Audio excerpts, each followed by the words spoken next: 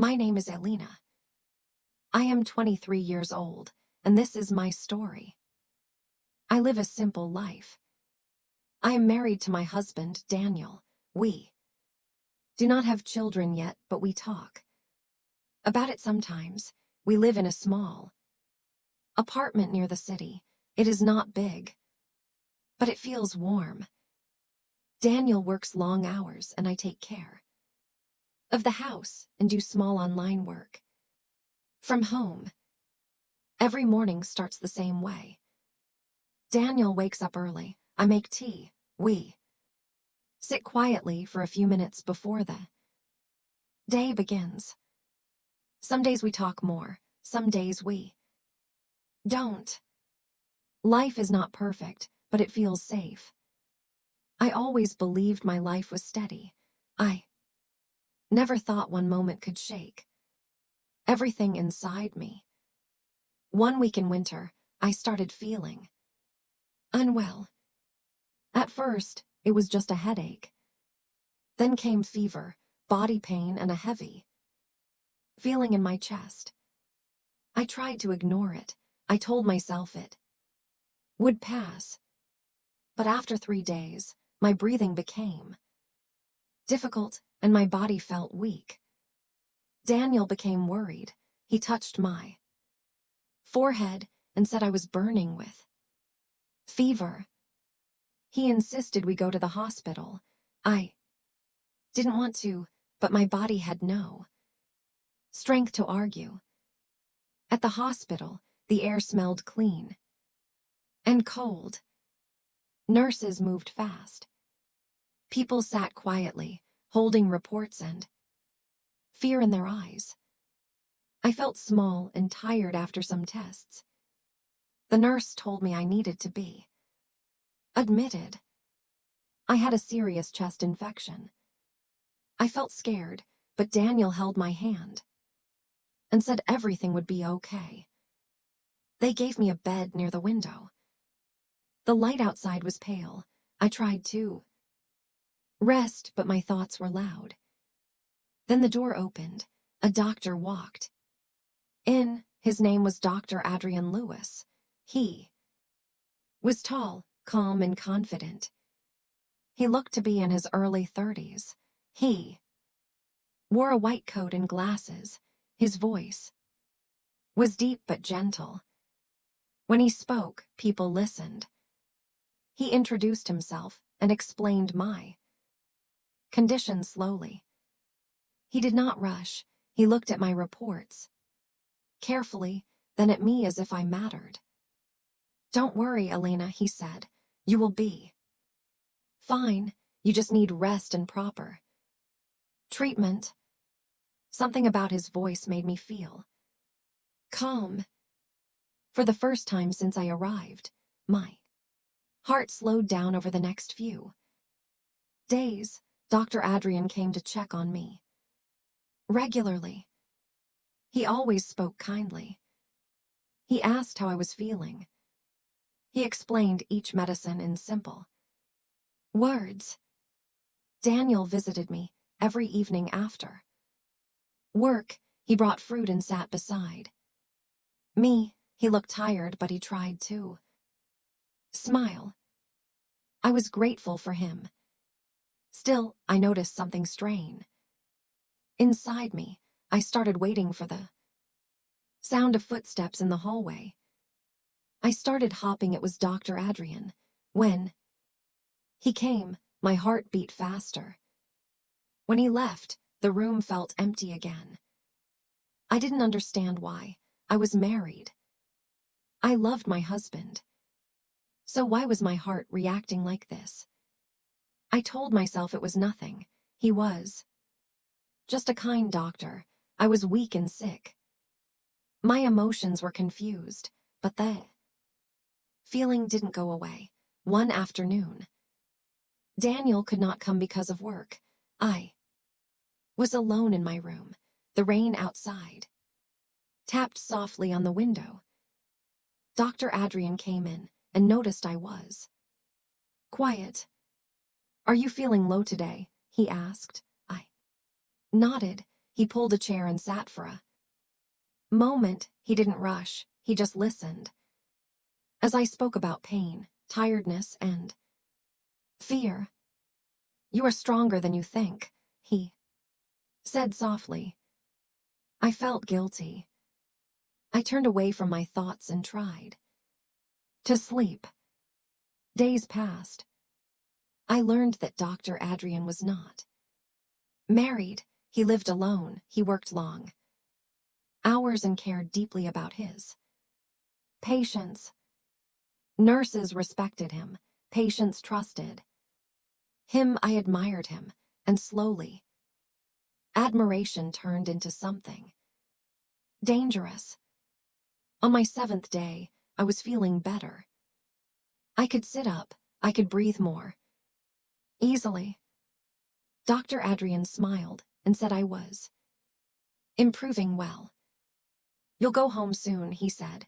Instead of feeling happy, my heart felt heavy. I didn't want to admit it, but I didn't want to leave. That scared me.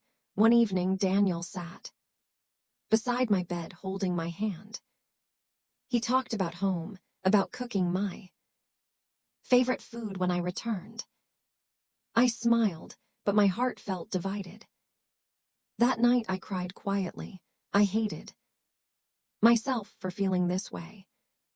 The next morning, Dr. Adrian came earlier than usual. He checked my reports and said I could be discharged in 2 days. Before leaving, he paused. "Alina," he said, "take care of yourself. Health is precious." I looked at him and nodded. I wanted to say something, but I didn't know what. That evening, something happened that changed everything. Daniel had gone home to rest. I was alone again. Dr. Adrian came in for final check. After finishing, he stood near the door. "Sometimes," he said quietly, "people confuse comfort with love." My heart jumped. "I see it often in hospitals," he continued. "Illness makes emotions stronger." He looked at me not as a doctor, but as a human being. I felt exposed. I didn't reply. He nodded slowly and left the room. That night I couldn't sleep at all. His words echoed in my mind. Was he talking about me or about himself? 2 days later I returned home. Daniel hugged me tightly. The house felt familiar and safe. Everything was the same, but I was not. I tried to return to normal life, but my mind kept going back to the hospital, to Dr. Adrian's calm voice, to his eyes. 1 week passed, then 2. I told myself to forget. But one evening, my chest felt heavy. Again, panic rose inside me. I checked my old hospital papers, and without thinking too much, I made a decision. A wrong one. I picked up my phone and searched for the hospital number. I sat on the sofa, holding my phone in my hands. My heart was beating fast. I knew I should not call the hospital. I knew this feeling was wrong, but my mind was louder than my reason.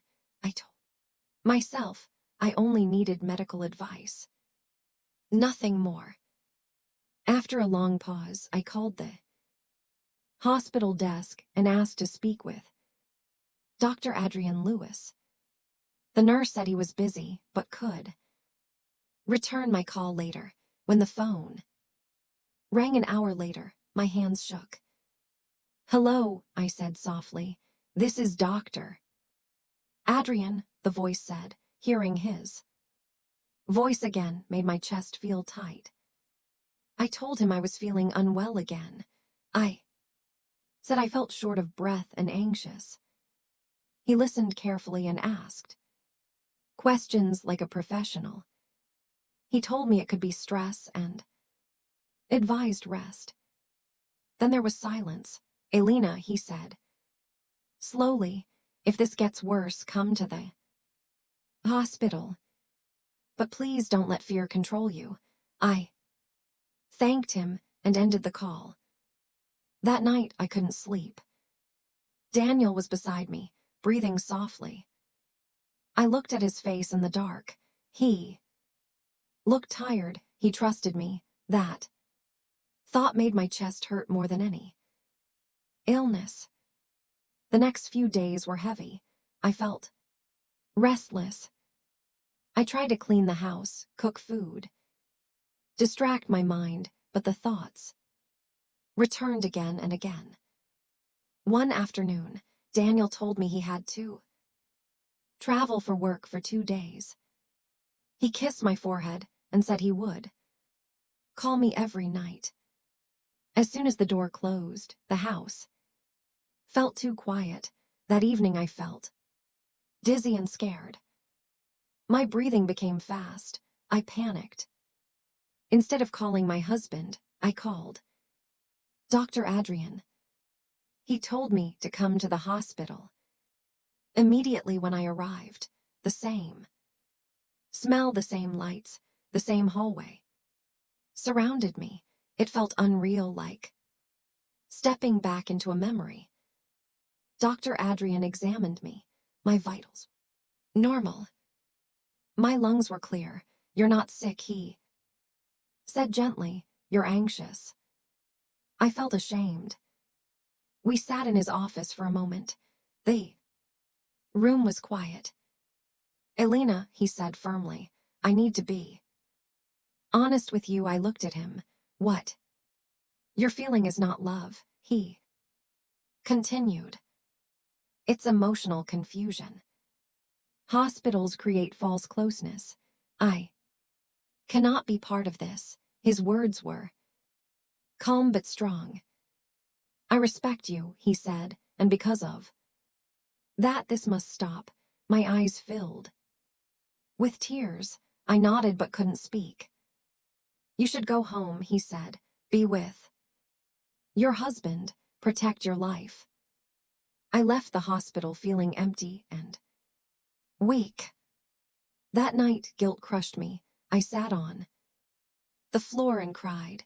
When Daniel returned the next day, he noticed something was wrong.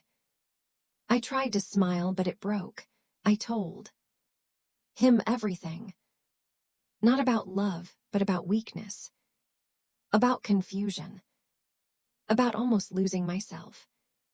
He listened quietly. He did not shout. He did not interrupt.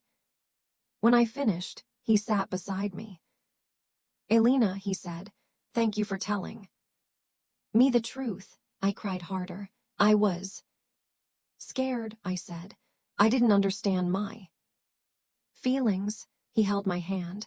We all feel weak sometimes, he said. What matters is what we choose next. We decided to heal together. Days turned into weeks. Slowly the fog in my mind cleared. But one night something strange happened. I had a dream. In the dream I stood in an empty house. The walls were cold. No photos, no voices. I walked from room to room, calling Daniel's name. No answer. I went outside. People walked past me like I didn't exist. I saw Dr. Adrian standing far away. I ran toward him, but he disappeared. Then I felt pain in my chest. I collapsed. I woke up screaming. Daniel held me tightly. I was shaking. That dream felt too real. From that day, I changed. I stopped looking back. I focused on my marriage, on small moments, on gratitude. Months later, I became pregnant. When I told Daniel, he cried. Our home filled with joy again. One evening, organizing old papers, I found my hospital discharge file. I stared at the name Dr. Adrian Lewis. One last time. Then I closed the file and let it go. Sometimes life tests us not to break us, but to teach us what I felt was not. Love. Love is staying. Love is choosing right even when it's hard. I was lucky. I woke up before it was too late.